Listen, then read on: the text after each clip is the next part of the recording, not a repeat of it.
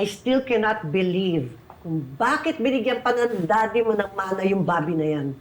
Alam mo, sigurado ako ginawa niya yon out of guilt dahil sa panloloko niya.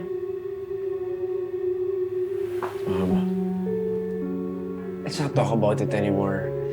Hayaan nyo na yun. Let's just move on, okay? What do you think of my outfit? Okay na ba for my oath-taking?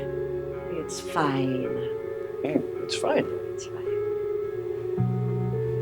Yes, Faye. Bakit parang hindi kayo namatayan? What do you mean? Kundi mana, OOTD yung pag-uusapan ninyo? Mami, it's only been days since nilibing si Daddy.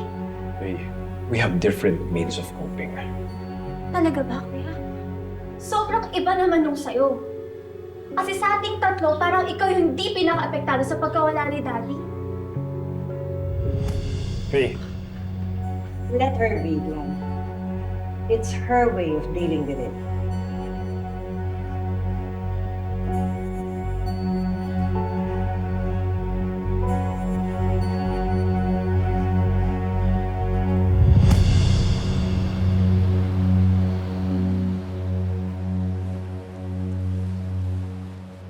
Miss Faye, condolences po. Condolences, Faye.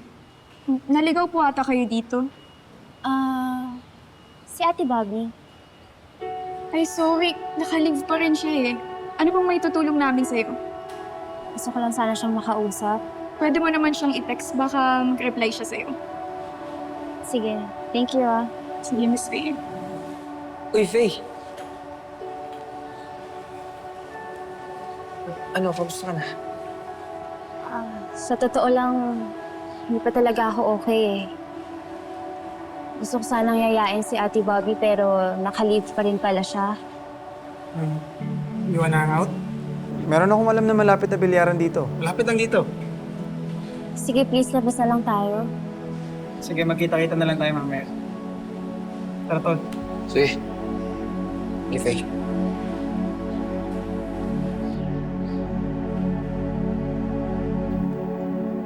Doc Cecilia, may bisita ka. Faye? Hi, ate. Anong ginagawa mo dito? Kasama mo ba si Glenn? Hindi ate. Binisita ko lang sana si Ate Bobby kaso naka-leave pa rin pala siya ngayon. Eh, nabanggit ni Lieutenant Garcia na nandito ka kaya binisita na rin kita. Sweet mo naman. Turuan mo naman brother mo nun. Ay, ate, kung free ka kasi nagyaya yung mga kaibigan ko na lumabas mamaya, baka gusto mo sumama? Sure. Para makapag-bonding na din tayo. Pero okay lang ba sa mga friends mo? Ay, okay lang yun, ate. The more, the merrier.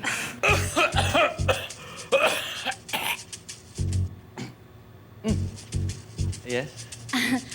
Lieutenant Garcia, gusto niyo rin po bang sumama? I'm a busy person kasi, pero I'll check with my schedule. Wait lang, ha? Okay ako. Pwede ako. Pero, pwede bang may plus one? The more, the merrier, di ba?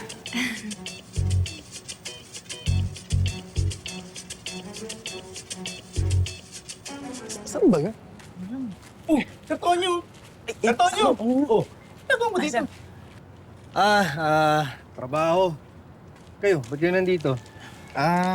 May alam ka po ba sa lugar na to? Hinahanap po kasi namin si Madam Alme. Oo nga. Yung parang manghuhula. Oo, siya na nga. Alam niyo po bang saan namin siya mahanap?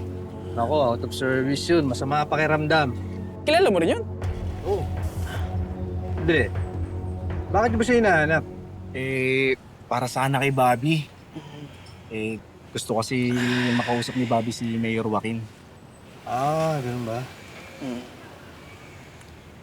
Siya nga pala. Kumusta nga pala si Bobby? Hindi niya sinasagot mga tawag ko. Ba't kasi puro tawag? Oo nga, bakit hindi dalawin? Paano? Sabi niya kasi, kailangan daw niya ng space. Kaya yun yung binibigay ko sa kanya. Diyos ko naman, Sir Tonyo. Napakagaling mong pulis, pero as a lover, ano ba yun? Napakahina, ah. Totoo. Ay talaga mga lalaki, napaka-literal nyo. Oo. Ano ibig niyo sabihin?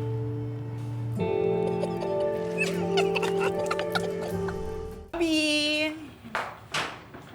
May bisita ka. Sino? Ayan, oh. Bobby. Tonyo. Bobby, pasensya ka na. Alam kong sinabi mo na gusto mo talagang mapag-isa. Pero nag-aalala talaga ako sa'yo eh. Diyos ko naman, Bobby, huwag ka nang pakipot! Oo nga, saka alam naman namin na gusto mo makita si Sir Tonyo.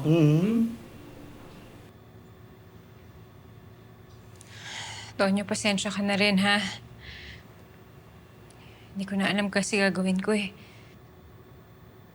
Ay! May naisip ako. Bobby, since malungkot ka naman, what if mag-comedy bar tayo? Ay, oo nga. Para naman makatawa to si Bobby. Ano, Sir Tonyo, Bobby, G, mamaya? Ikaw, Bobby. Sige. Pasensya na ulit, Tonyo, ha?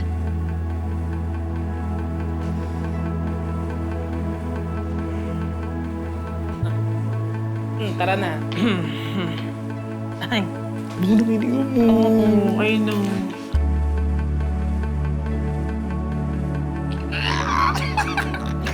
Hindi talaga ako.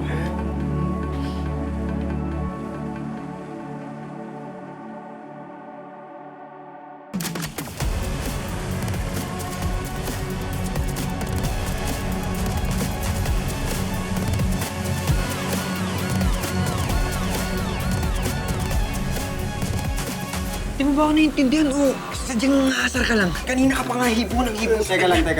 Tol, di ka talagang babae. Uwas.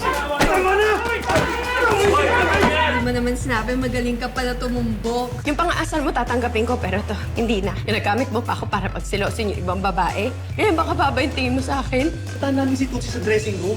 Sama na natin si Bobby. Wala siyang kasama dito. O sige. Hoy! Tutsi! Saan ka tatakbo? Saan ka